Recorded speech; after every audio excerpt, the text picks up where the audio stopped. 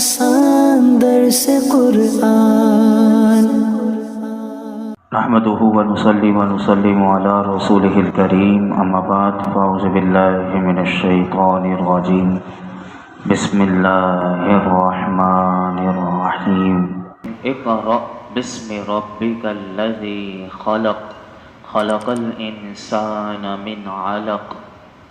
اللہ کے نام سے شروع جو نہایت مہربان رحم والا۔ پڑھو اپنے رب کے نام سے جس نے پیدا کیا، آدمی کو خون کی پھٹک سے بنایا۔ اپنے رب کے نام سے پڑھو جس نے پیدا کیا، انسان کو خون کے لوتھڑے سے بنایا۔ ان شروع کی 5 آیات کا شان نزول یہ ہے، ہماری ماں ام المؤمنین سیدہ عائشہ صدیقہ رضی اللہ تعالیٰ عنہ فرماتی ہیں کہ رسول اللہ صلی اللہ علیہ وسلم پر وحی کی ابتدا اچھے خوابوں سے ہوئی۔ آپ صلی اللہ علیہ وسلم جو خواب دیکھتے وہ صبح کی روشنی کی طرح ظاہر ہو جاتا۔ پھر نبی پاک صلی اللہ علیہ وسلم خلوت پسند ہو گئے، یعنی تنہائی پسند ہو گئے، اور غار حرا میں حضور جانے لگے، اور کاشانہ اقدس کی طرف لوٹنے سے پہلے وہاں کئی راتیں ٹھہر کر عبادت کرتے، اور اتنا عرصہ جتنا وہاں آپ رہتے تو اتنے عرصے کے لیے کھانے پینے کی چیزیں وغیرہ بھی اپنے ساتھ لے جاتے۔ پھر ہماری ماں ام المؤمنین سیدہ خدیجہ الکبریٰ رضی اللہ تعالیٰ عنہ کی طرف لوٹتے، وہ اسی طرح پھر کھانے کا بندوبست کر دیا کرتی، یہاں تک کہ آپ صلی اللہ علیہ وسلم کے پاس حق آ گیا جبکہ آپ غار حرا میں تھے، یعنی فرشتے آپ کی بارگاہ میں حاضر ہو کر، وہ جبریل امین تھے جو حاضر ہو کر انہوں نے کہا پڑھیے۔ میرے آقا علیہ الصلوۃ والسلام نے فرماتے ہیں کہ میں نے کہا ما انا بقاری، میں پڑھنے والا نہیں ہوں۔ اس نے مجھے پکڑ کر بڑے زور سے دبایا، پھر چھوڑتے ہوئے کہا پڑھیے۔ میں نے کہا میں پڑھنے والا نہیں ہوں۔ اس نے مجھے پھر پکڑ کر بڑے زور سے دبایا اور پھر چھوڑ دیا، اور پھر کہا پڑھیے۔ میں نے کہا میں پڑھنے والا نہیں۔ اس نے پھر مجھے پکڑا اور تیسری مرتبہ بھی مجھے دبایا، اور دبانے کے بعد مجھے چھوڑ کر کہا پڑھیے اقرأ بسم ربک الذی خلق، اپنے رب کے نام سے پڑھو کہ جس نے پیدا کیا، خلق الانسان من علق، کہ انسان کو خون کے لوتھڑے سے بنایا۔ اقرأ وربک الاکرم، پڑھو اور تمہارا رب ہی سب سے بڑا کریم ہے۔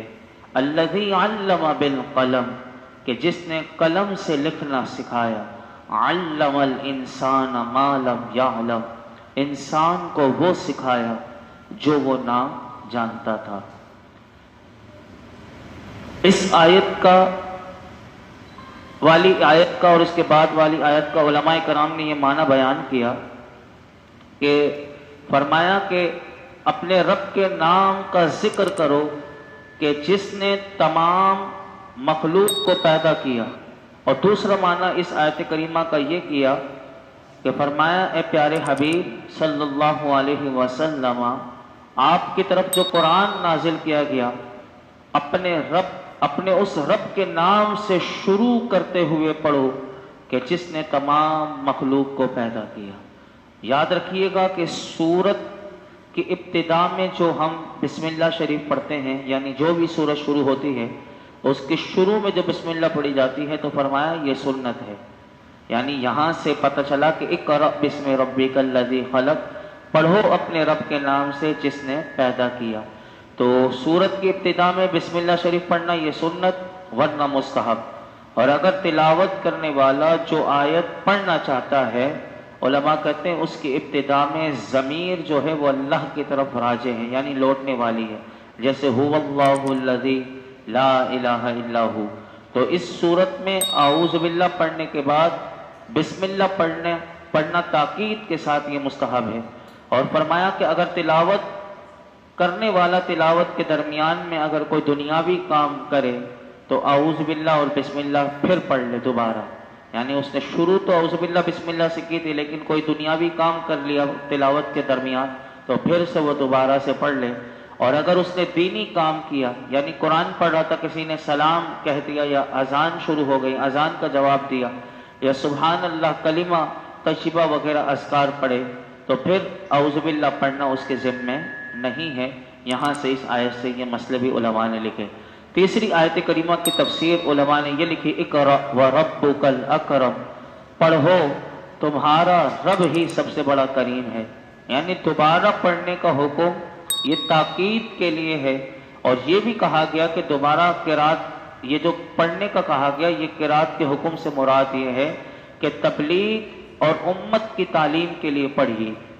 اور پھر اللہ رب العالمین نے فرمایا وَرَبُّكَ الْأَكْرَمُ، یعنی اے پیارے حبیب آپ کا رب جو ہے وہ سب کریموں سے زیادہ کرم والا ہے. وہ اپنے بندوں کو نعمتیں عطا فرماتا ہے اور ان کی نافرمانیوں پر حلم فرماتا ہے، اور وہ اپنی نعمتوں کا انکار کرنے اور اپنے ساتھ کفر کرنے کے باوجود بھی انہیں عذاب دینے میں جلدی نہیں کرتا. یعنی وہ کیسا کریم ہے. پھر فرمایا الذی علم بالقلم علم الانسان ما لم یعلم، کہ جس نے قلم سے لکھنا سکھایا انسان کو وہ سکھایا جو وہ نہ جانتا تھا. یعنی اللہ رب العالمین نے فرمایا کہ وہ رب جو کریم ہے وہ بڑا ہی کریم ہے کہ جس نے قلم سے انسان کو لکھنا سکھایا، کہ جس کے ذریعے غائب امور کی پہچان حاصل ہوتی ہے. اس آیت سے کتابت کی فضیلت بھی ثابت ہوتی ہے.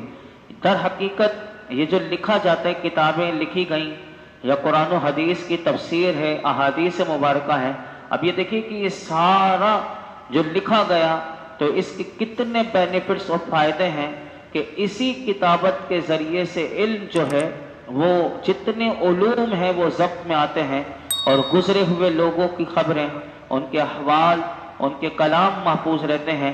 اگر کتابت قائم یہ نہ ہوتی تو پھر دین اور دنیا کے قائم یہ جو جتنے کام ہیں وہ بھی قائم نہ ہو سکتے تھے.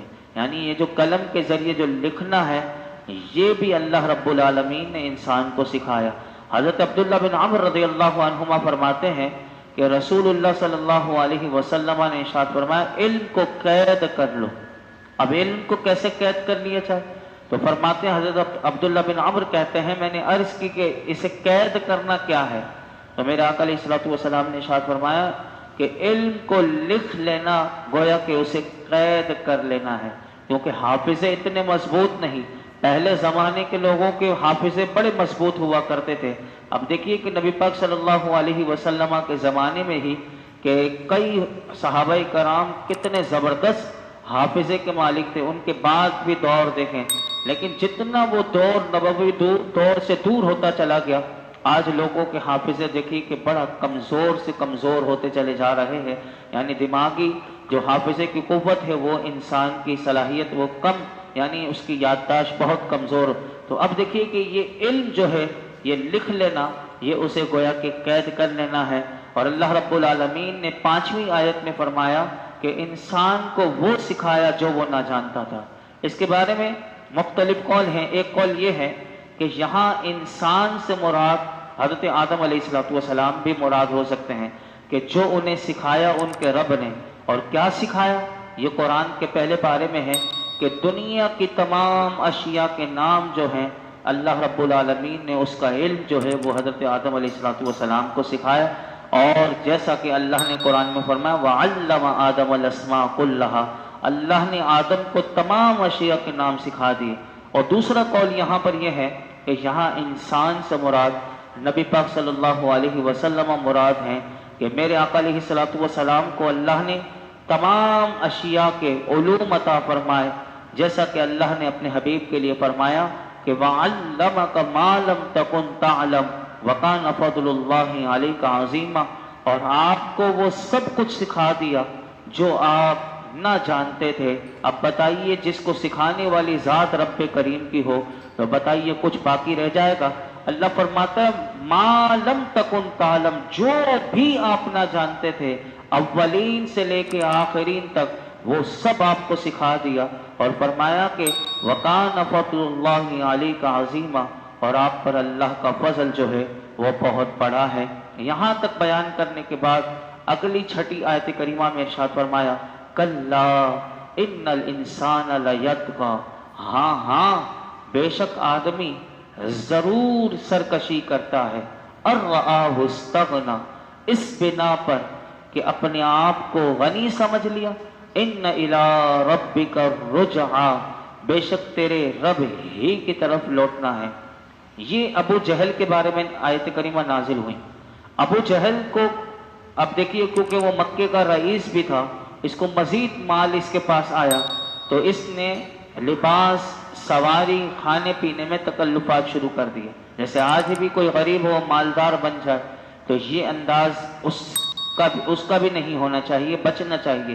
اللہ نے اسی لیے ابو جہل کے بارے میں بتایا کہ اس نے لباس، سواری اور کھانے پینے میں تکلفات شروع کر دیے، اور اس کا غرور اتنا بڑھ گیا، تکبر، کہ اس نے کیا کہا، اللہ نے اس کے بارے میں 3 آیات میں بتایا ہاں ہاں بے شک آدمی اس بنا پر سرکشی کرتا ہے کہ مال و دولت کی وجہ سے جو اللہ نے ہی اسے دیا ہے، اب وہ اللہ سے اپنے آپ کو بے پرواہ سمجھ رہا ہے۔ یعنی وہ سمجھتا ہے میں ایسا بے نیاز ہو گیا، اب مجھے اللہ سے بھی یعنی کوئی حاجت نہیں اس سے مانگنے کی، اور اس کی بھی کوئی حاجت نہیں۔ یعنی اللہ فرماتا ہے مال و دولت کی وجہ سے اس نے اپنے آپ کو اللہ سے بھی بے پرواہ سمجھ لیا۔ اللہ فرماتا ہے اے انسان، تجھے یہ بات پیش نظر رکھنی چاہیے اور سمجھنا چاہیے کہ تجھے اللہ ہی کی طرف لوٹنا ہے، تو تیری سرکشی اور نافرمانی اور غرور و تکبر کا انجام جو ہوگا وہ عذاب کی صورت میں ہوگا۔ اس آیت سے 3 باتیں معلوم ہوئیں۔ نمبر 1 کہ مخلوق میں سے، ہر مخلوق میں سے یہ بات ہر انسان کو سمجھ لینی چاہیے کہ کوئی لمحے کے لیے 1 سیکنڈ کا بھی یعنی کم کریں، یعنی اس کے بھی اگر 60 کر دیں اگر، تو کوئی لمحے بھر کے لیے بھی اللہ سے بے نیاز نہیں، یہ بات یاد رکھیے گا۔ اور پوری مخلوق جتنی بھی دنیا میں ہے اپنی ہر حرکت اور ہر سکون میں اللہ رب العالمین کی محتاج ہے، یعنی اپنے خالق اور مالک کی محتاج ہے، یہ آیت کریمہ بتا رہی ہے۔ دوسری بات کہ دنیا کی محبت اور مال پر تکبر یہ غفلت کا سبب ہے، یعنی انسان کے پاس یہ 2 چیزیں اگر آ جائیں، یعنی دنیا کی محبت اس کے دل میں پیدا ہو جائے اور مال پر اسے تکبر آ جائے، یعنی سامنے والے کو وہ گھٹیا سمجھے، حقیر سمجھے، تو یہ غفلت کا سبب ہے، اس سے انسان کو بچنا چاہیے، یہ کافر کا طریقہ ہے۔ حضرت عون رضی اللہ تعالیٰ عنہ فرماتے ہیں کہ حضرت عبداللہ بن مسعود رضی اللہ تعالیٰ عنہ نے فرمایا 2 حریص یعنی 2 لالچی کبھی سیر نہیں ہوتے، 2 حریص جو یعنی اس کی چاہت رکھنے والے، ایک علم والا اور دوسرا دنیا والا۔ فرمایا کہ یہ دونوں برابر بھی نہیں۔ علم والا، اب یہ دیکھیے علم جس کو طلب لگ جائے تو وہ علم سیکھنے میں، تو فرمایا کہ وہ اللہ کی رضامندی کو بڑھا لیتا ہے، اور دنیا والا سرکشی میں بڑھ جاتا ہے۔ یعنی دونوں برابر بھی نہیں لیکن دونوں سیر بھی نہیں ہوتے، یعنی علم والا سیکھتا رہتا ہے کہ مجھے مزید اللہ علم عطا فرمائے اور میں آگے بڑھتا رہوں۔ پھر حضرت عبداللہ بن مسعود نے یہی آیت کریمہ پڑھی کہ کلا ان الانسان لیطغی ان رآہ استغنی، ہاں ہاں آدمی ضرور سرکشی کرتا ہے اس بنا پر کہ اپنے آپ کو غنی سمجھ لیا۔ اب یہ دیکھیے دنیا والا اور فرمایا وہ علم والا، حضرت عبداللہ بن مسعود رضی اللہ تعالیٰ عنہ نے اس کے بارے میں یہ آیت کریمہ پڑھی کہ جب علم والا علم میں بڑھتا چلا جاتا ہے تو پھر اس کا علم دیکھیے اسے کس مقام پر لے جاتا ہے، تو آپ نے قرآن کی آیت کریمہ پڑھی کہ انما یخشی اللہ من عبادہ العلماء، کہ اللہ سے اس کے بندوں میں سے وہی ڈرتے ہیں کہ جو علم والے ہیں۔ یعنی جتنا علم بڑھے گا اللہ کا خوف بھی انسان کے اندر بڑھتا چلا جائے گا، اگر وہ علم نافع ہوا تو، یعنی علم جو نفع دینے والا علم ہے وہ انسان کو پھر اللہ کا خوف مزید اس کے اندر پیدا کرتا ہے۔ تیسری بات جو ان آیات سے معلوم ہوئی وہ یہ کہ مال و دولت اور منصب پر غرور و تکبر کرتے ہوئے جو لوگ اللہ کے احکامات پر عمل نہیں کرتے ان کے لیے اللہ نے فرمایا ان الی ربک الرجعی، بے شک تیرے رب ہی کی طرف لوٹنا ہے۔ تو فرمایا ایسے لوگوں کا انجام جو ہوتا ہے وہ بہت برا ہوتا ہے۔ تو کبھی بھی مال و دولت پر منصب پر تکبر نہیں کرنا چاہیے، ورنہ انجام جو ہے وہ ذلت ہے۔ آپ دیکھ لیجئے دنیا میں تاریخ بھری پڑی ہوئی ہے کہ جو مال و دولت پر جنہوں نے غمنڈ کیا، تکبر کیا، آج وہ ذلیل و رسوا۔ ابھی دیکھ لیں کہ وہ فلسطینیوں کا اتنا بڑا قاتل، لیکن اس کو تحفے میں کروڑوں ڈالر کا وہ جہاز دیا گیا۔ آپ دیکھیں کہ اس کا وہ استقبال ایسا کیا گیا کہ عورتیں جو ہیں وہ اپنے بالوں سے ناچتی ہوئی اسے دکھا رہی ہیں، اور یہ وہ اس اسلامی ملک میں جو ہو رہا ہے، اور اس ظالم کا استقبال اس انداز سے کیا گیا۔ اس سب مال و دولت کا نشہ ہے کہ جو آج دنیا کو اللہ تعالیٰ دکھا رہا ہے کہ دیکھو یہ مال و دولت میں اپنے سامنے والے کو جو اتنا بڑا قاتل ہے، جو کئی لوگوں کا، فلسطینیوں کا اور بھی کئی ممالک کے لوگوں کا، مسلمانوں کا سب سے بڑا قاتل ہے، لیکن مسلمانوں کے لیڈر جو ہیں بڑے بڑے، وہ ان سے ملنے کے لیے ان کا استقبال اور ان کو تحفے میں کروڑوں ڈالر کے وہ جہاز، پرتعیش وہ جہاز، اور وہاں وہ غزہ میں وہ قلت بھوک سے مر رہے ہیں بچے، لیکن ان کو دینے کے لیے کچھ بھی نہیں، اور جو ظالم جس کے پاس سب کچھ ہے، اس ظالم کو پھر وہ کروڑوں کا جہاز بھی تحفے میں دیتے ہیں۔ تو یہ ہے وہ مال و دولت کی محبت، جس سے کیونکہ اپنا مفاد وابستہ ہوتا ہے اور اس سے اپنا کام لینا ہوتا ہے، تو یہ پھر تحفے میں اس طرح پیش نظر رکھتے ہیں۔ اللہ ہر قسم کے ظلم سے ہمیں بھی محفوظ فرمائے۔ الحمدللہ رب العالمین، والصلاة والسلام علی سید الانبیاء والمرسلین وعلی آلہ واصحابہ اجمعین۔ کہ اللہ پاک جو کچھ سنا اس میں کوئی غلطی کوتاہی معاف فرما، اپنی بارگاہ میں قبول فرما، قرآن حکیم کا نور اور اس کا فیضان نصیب فرما۔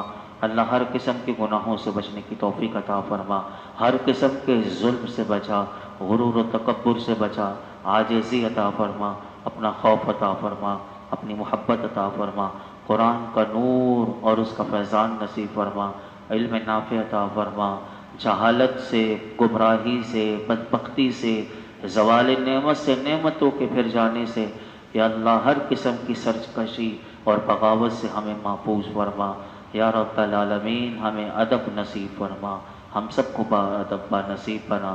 آج تک جتنی دعائیں کی ہیں آئندہ کریں گے تمام دعاؤں کو قبول فرما۔ وصلی اللہ تعالی علی خیر خلق محمد وعلی آلہ وصحبہ۔